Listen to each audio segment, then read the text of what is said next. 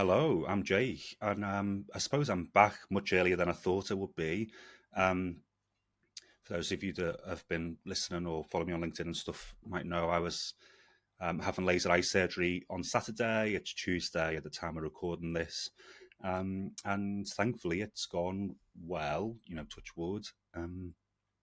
Couple of stuff obviously to bear in mind, but this isn't a laser eye surgery podcast. It is a mental health podcast. So yeah, I think what I do want to say though is, and I said this to some friends, including Rana, Karen, and Sarah on our WhatsApp group. That I pretty much same with the dentist. Really, I'm very much someone who will just get on with it. Right, if we've got to that point, we just get on with it, and I'll literally just try to zone out. And I remember, for example, at a dentist at one point, they literally having to prod me to get me to respond. And the surgeon sort of said about how well, only just I won't describe what was going on just in case anyone doesn't like that. But when it happened, he was then like, "You didn't even breathe. You just didn't even, your body didn't move or anything." But what I really appreciated was that there was like a scrub nurse there, and they put a blanket over me because the room was really cold, and I was lying completely flat. And every so often, because I say I make eyes closed, but actually I just couldn't see.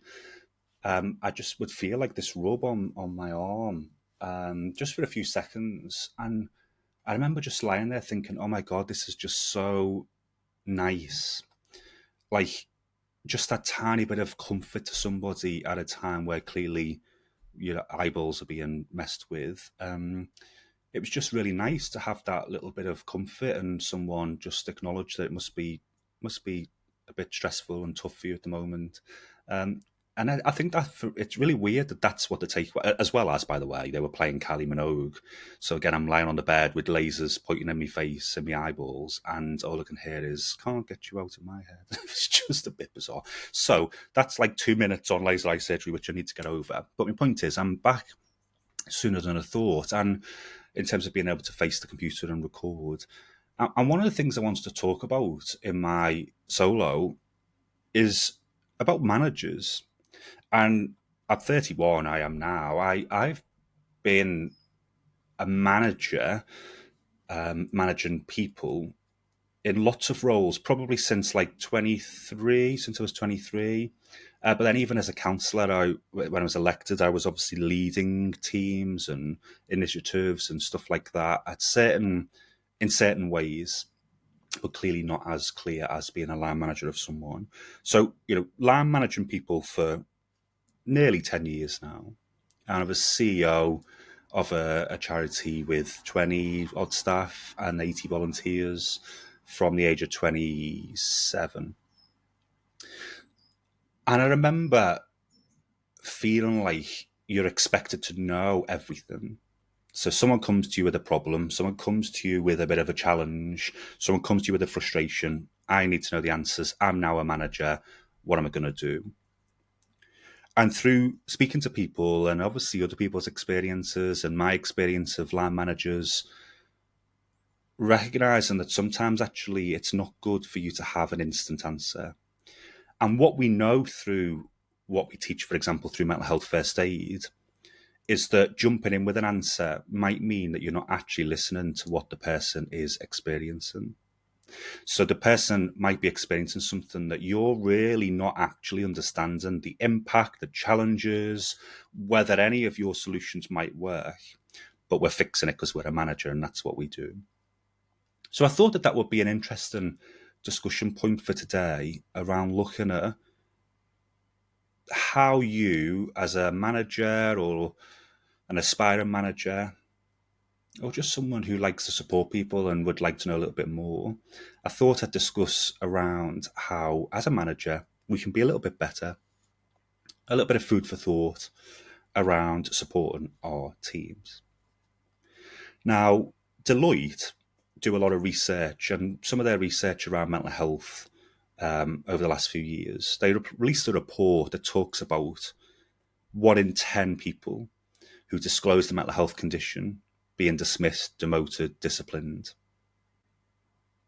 1 in 4 people as employers saying,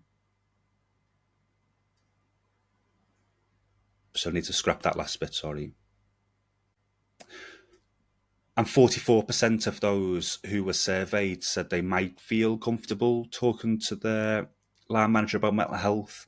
But 1 in 4 people saying, I wouldn't want to make it formal. I'd feel really uncomfortable. I'd fear negative consequences of making my mental health a formal conversation.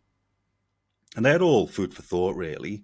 I think one of the things that I really try to stress to people about the importance of raising awareness and support is that 300,000 people with a long-term mental health condition lose their job every year in the UK. And that's really sad. Work is a really important part of our recovery journey. It's a really important part of my recovery journey. So for me, and obviously for lots of others, if we're able to work as part of our health, because for some people we can't, then it brings satisfaction. It brings a sense of achievement. It brings a team, being around other people. These things all play a part. But what you'll gather through doing things like mental health training is knowing that people don't recover in isolation, and our recovery is influenced by other people. And there was a report out, I think it was in January this year, which talked about how managers were reported to, in about 77% of people who were surveyed, said that managers had as much impact or influence on their mental health as their partner does. And I think when I first read that, you sort of go, oh, it's a bit weird, partner and then your manager. And then you think, but actually, you're spending a significant amount of time at work, and your manager has a lot of influence over your workload, your sense of being supported, your sense of being part of that team, bringing yourself to work. It's a big influence. And I've thought over the years about how hard it is in terms of, you can't just write a policy and say this is now the culture of our organisation. The idea that you set some values 5 years ago on an away day that will carry you through, I suppose I'm not as bought into. I think the values are, and I think the culture evolves as people come and go, but obviously is really impacted by decisions that are made. It's impacted by how we treat each other, what we hold true to ourselves when we are making decisions, when we are treating clients or customers and our teams in a certain way. So a policy in and of itself can't make your culture, but one decision can really destroy the culture that you've spent years building up. So again, the role of managers becomes really important in that you can have the greatest policy, the greatest business plan, the greatest set of values, but it's how you put them into practice. So in this vein, as I said, as a new manager, but maybe managers who've been doing it a while as well might feel like, oh my God, I've got to have all the answers. I've got to, if someone comes to me and says, Jake, I'm really struggling, I've got to fix it. I've got to be part of that response. I've got to action it. And I think genuinely sometimes it's important that we go, wow, that sounds really tough, Jake, that you're experiencing that. And I suppose I don't really know what to say right now, but is there anything that you think I could be doing to help you with this? And you're leaving that open question for that person to think about. Actually, yeah, here's what I've thought, here's why I'm here. Or the person might say, no, do you know what, but it really impacted me and I just needed to tell somebody, and as my manager. And I'd be saying again, I'm really glad that you felt you could. I'm really, I suppose I feel really warmed, heart-warmed, whatever, that you've been able to come and talk to me about that. How do you feel about perhaps us getting together again on Friday or next week and talking this through a little bit further? I can do a bit of my own research, and if you talk to some people, and if there's anything you think I or we as an organisation could be doing, that you let us know. Now, that's not passing the buck. Of course, we have responsibilities. You've got your HR and policies and stuff to consider, but we don't always need to jump in and fix problems immediately. If the person's saying, I need this for the next few days while I at least do this, then great, crack on. But if the person's saying, it's just getting around, I don't really know, and I'm trying to comprehend it and understand it, then again, seeing obviously what that person needs. If they're unsure, how do you feel about us revisiting this? But with a commitment that you are going to be in a better place by the time you have that next chat with your employee. So I think first of all, I said my tip is not to always jump in with an answer, because it can be insensitive, it can be wrong, it can be that you haven't even listened to the person. And empathy, kindness goes a long way. And I've spoke about that on podcasts before.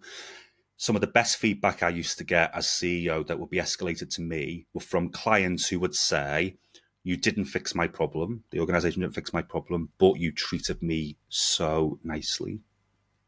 And I just gave you an example at the start of this podcast that someone just every so often rubbing their hand over my arm as comfort was my takeaway from spending $4,000 on laser eye surgery.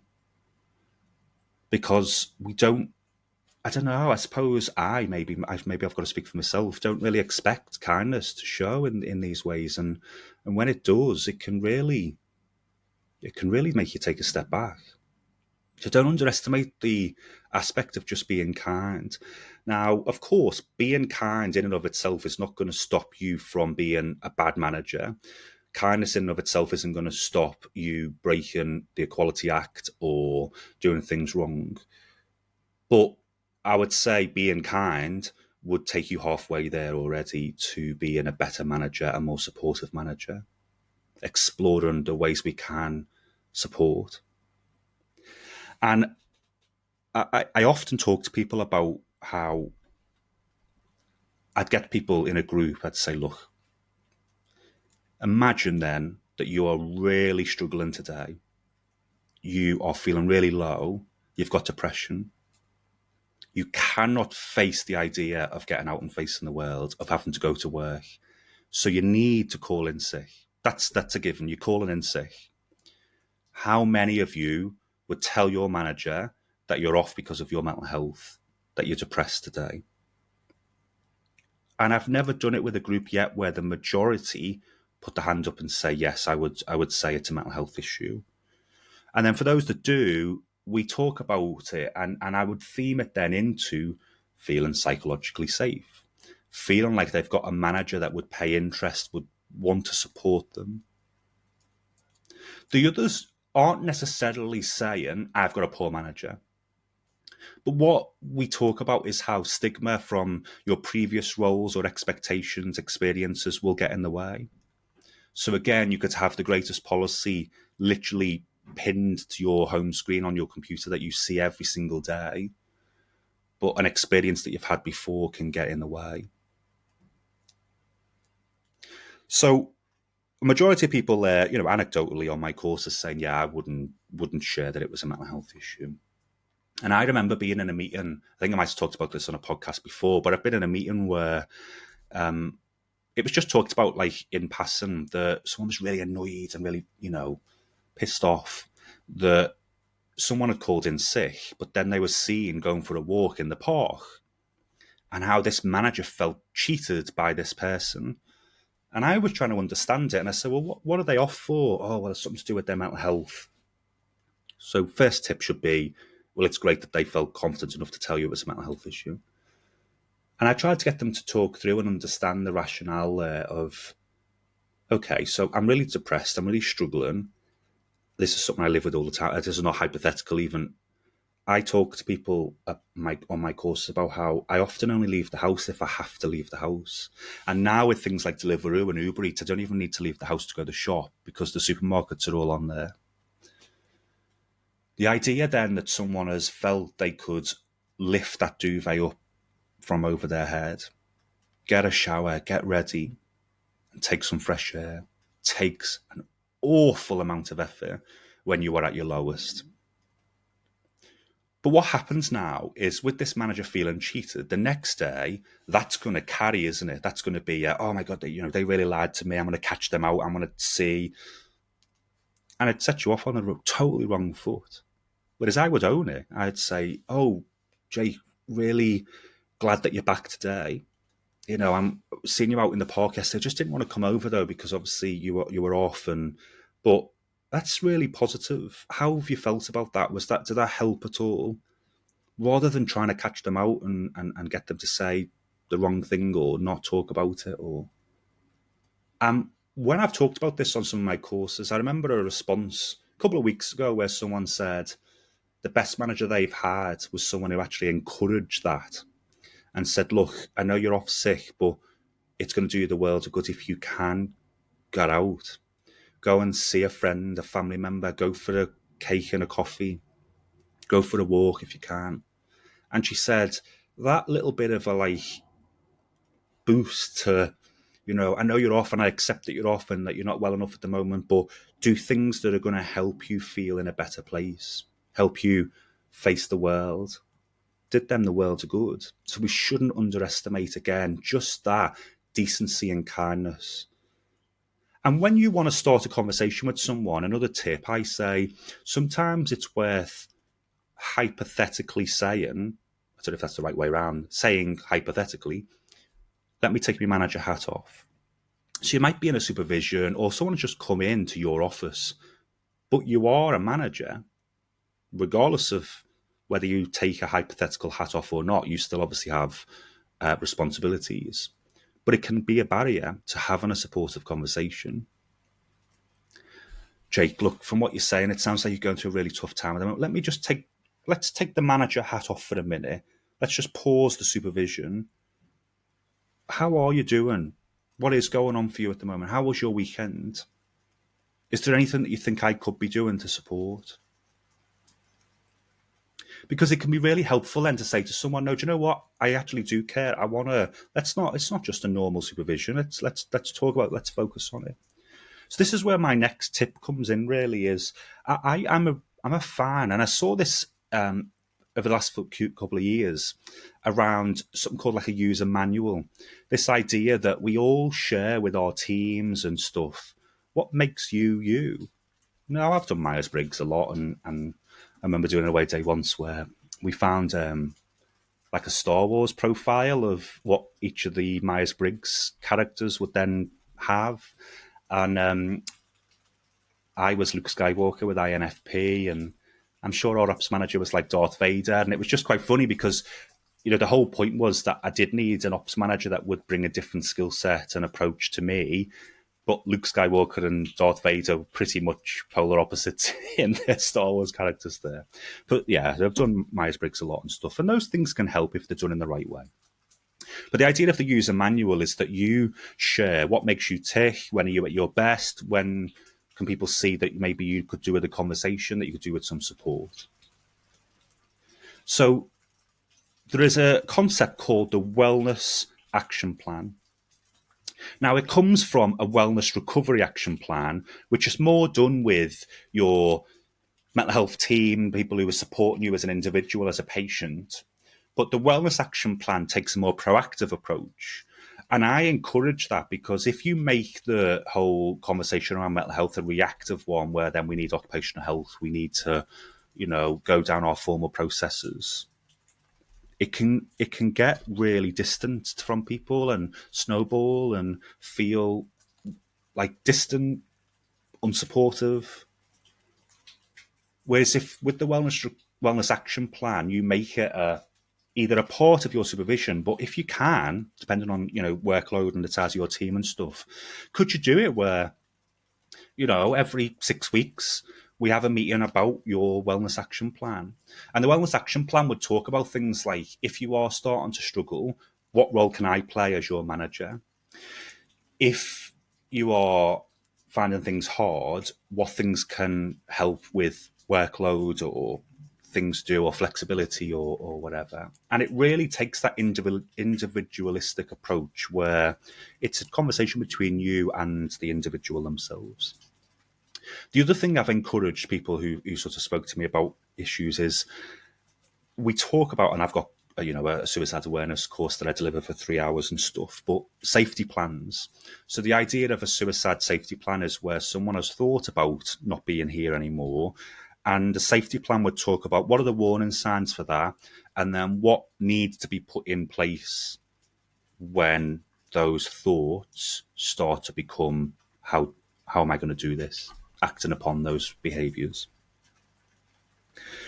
So having a safety plan then put in place where colleagues have opened up or talked about suicide, just so that we know what role again should we play as an organisation and what else are you accessing to help keep you well. So I encourage us to look at wellness action plans, safety plans as and when needed for individuals. And you might be sitting here thinking, well, we don't really have a big problem with mental health. We don't really have high sickness. Well, lots of organisations have a challenge with sickness, right? But presenteeism is often 2, 3, 4 times bigger an issue than absenteeism. Presenteeism being that you are not well enough, the individual isn't well, they're not going to be productive, effective, but they're turning up. Possibly turning up because they won't get sick pay, it'll be statutory sick pay, then won't be paid for that first week, fearful that they're on probation, so this won't go down well, fearful that it will impact the wider team. But it is impacting the wider team because they're not able to deliver as well as they would be if they were well. So even if you feel like you can't see it, it's not an issue, it is. 1 in 4 of us have a mental health problem every year. 1 in 6 workers have issues relating to mood, anxiety, or stress at any one point. And that leads me on to my next tip, really, that if you're finding it as a big barrier to talk about mental health, either through your own comfort or that you feel like the individual will close up. Stress is an interesting way in. Stress isn't fun and positive, but actually when people talk about stress, it is often done as a bit of I'm really stressed out, got loads of stuff going on. And I don't mean that in it's all fine. But it feels like we are more comfortable talking about how we are stressed and got a lot going on than we are saying I'm really struggling with my emotions today. So stress can be a good way in. Oh, work's really busy at the moment, isn't it? I've got a lot going on.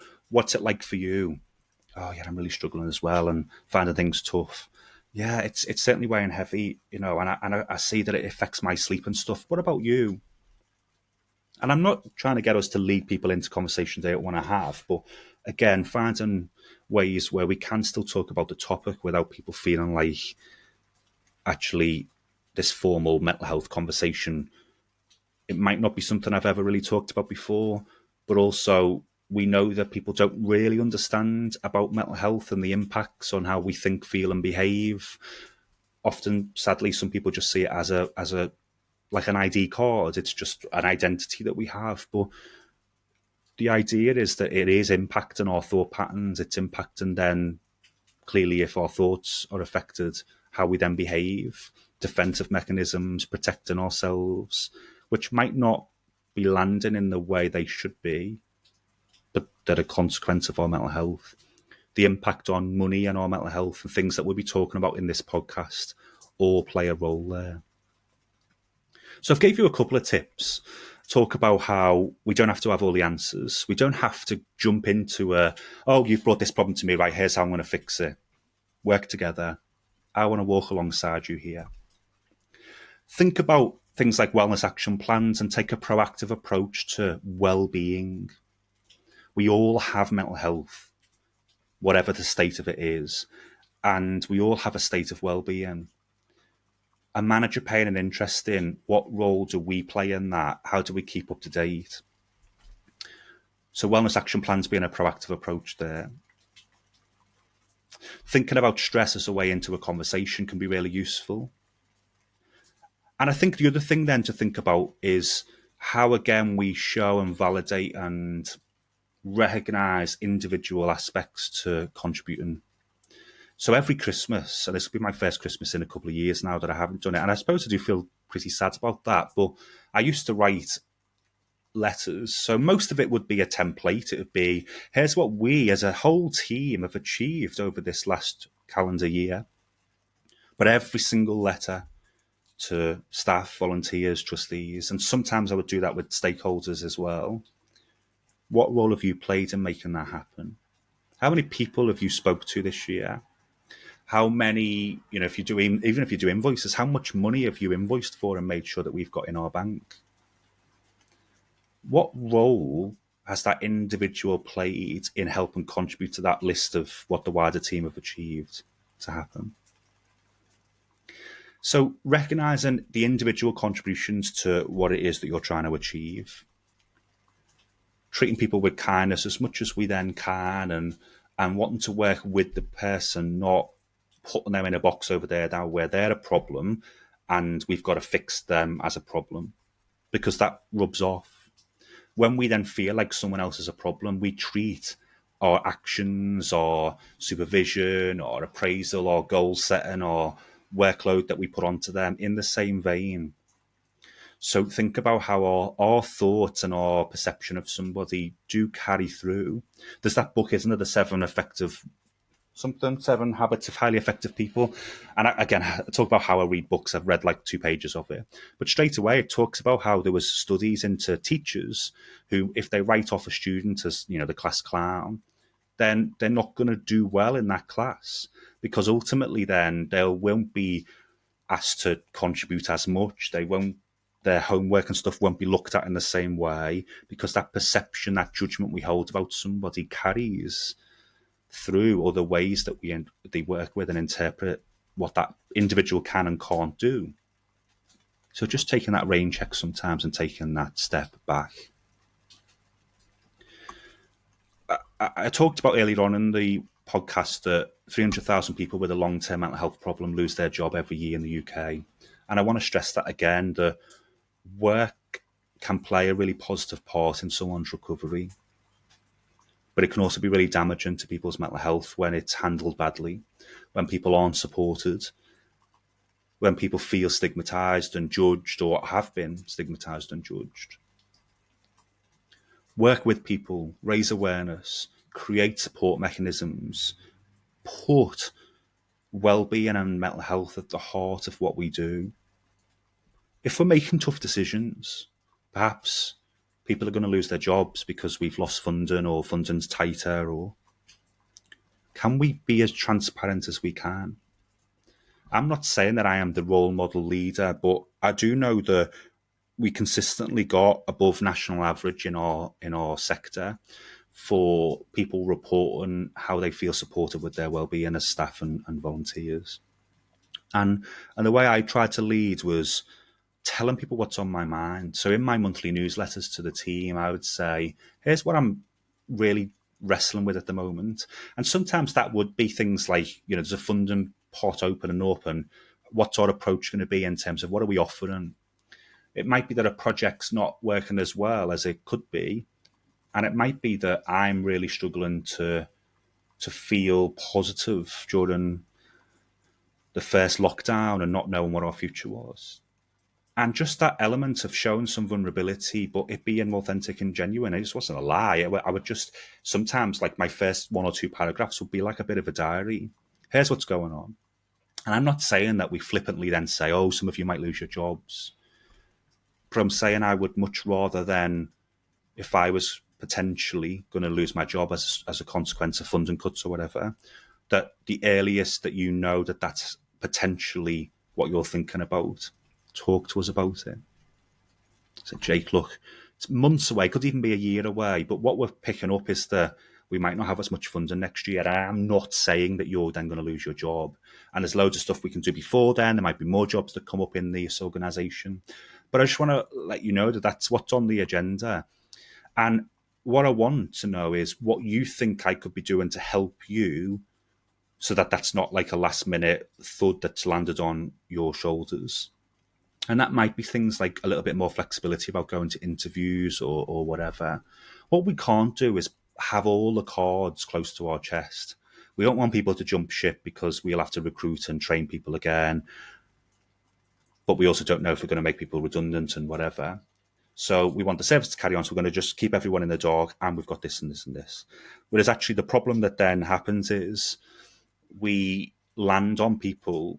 You might not have a job in whatever the statutory minimum period of time to give notice is there. And it's not helpful, especially again to people who cost of living crisis, potentially already struggling, thinking about their emotions already.